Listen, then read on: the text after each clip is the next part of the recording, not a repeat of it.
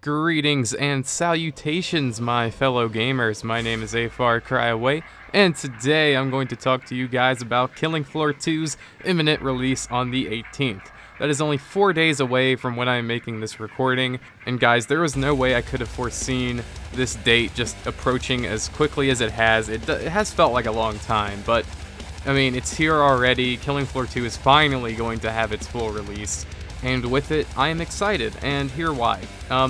So I'm excited because this is the opportunity for the post-launch content to start being announced and rolled out. A lot of people are looking at this as, well, the game's out, so it's going to start slowly dying. But see, in my opinion, I think what Killing Floor 2 is really going to specialize in is this post-game content, or post-release game content, and hopefully Tripwire can really nail that down. I think the longer that this game survives, the better, as with many other multiplayer games, and if this game can have, I'd say, 3/4 of the lifespan of Killing Floor 1, which is still currently being played a lot, then I think we're in good hands with Tripwire here. Now, I know there's a lot of people who have doubt in them, and I wouldn't blame you, but at the same time, we do have to give Tripwire Interactive a chance here, and, let's hear what they have to do and have to give us on this post-release content. How do I personally feel about this? Well, honestly, I've heard a lot of mixed reports about the Survivalist perk. I've heard everything from it's pretty cool to it's pretty boring for the first 10 levels or so, and then it gets a little bit more better. More better is not correct grammar, but whatever. But yeah, that's what I've been hearing, and I have not gotten a chance to play it, and maybe I'll be playing it in the gameplay for you guys today. That's if I even get any gameplay, because I'm still on the Intel HD 4000 laptop.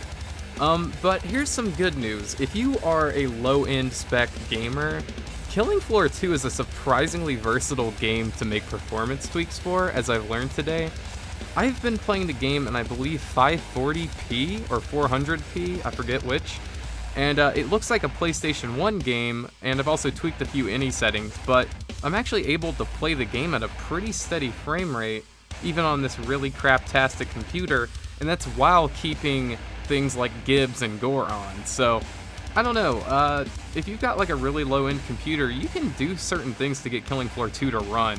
So if you have the game but you don't think you can play it because you've tried like the default settings, definitely do take a look here at low spec gamers tweaks for Killing Floor 2, as well as go on Google and search for Killing Floor 2 INI tweaks.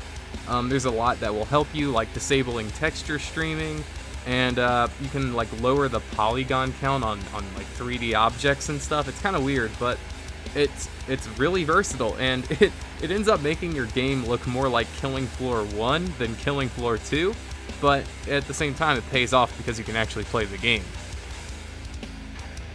So yeah, this is just a really short video. I have not played the Survivalist, so I don't feel like I have any room to speak on whether it's good or not, but I've just been hearing really mixed things on it, and honestly, I can see it being kind of like a cool thing to have in the game, but not necessarily anything that's going to make people excited to buy the full launch. Just because it's not really adding a whole lot of new. It is a new class, but with every other new class we got new weapons, new things, new maps. This is just kind of like a here you go update just to put the game out. And if that's the case, that's fine, but it would be nice to go ahead and maybe get some announcements on upcoming projects for the game, as to keep the community excitement levels higher. Because, sure, this Survivalist might not pique everyone's fancy, but if we got some sort of surprise announcement about the martial artist returning, I'm sure a lot of people would be definitely eager to see that return, as well as maybe some future new perks and weapon announcements, maybe some weapon packs. I've had friends who are clamoring for like a World War II weapons pack. There's people who are clamoring for a return to Killing Floor 1 weapons pack, just to bring some of those guns back into the game. And yeah, there's also been a few tweaks to the game, and like things that they've been changing, like I heard that the Firebug got a few nerfs, which is kind of unfortunate. I mean, in one way it's good because there's going to be a lot less fire spam, but in another way it's bad because, I mean, why use the Firebug anymore if you can barely hurt things?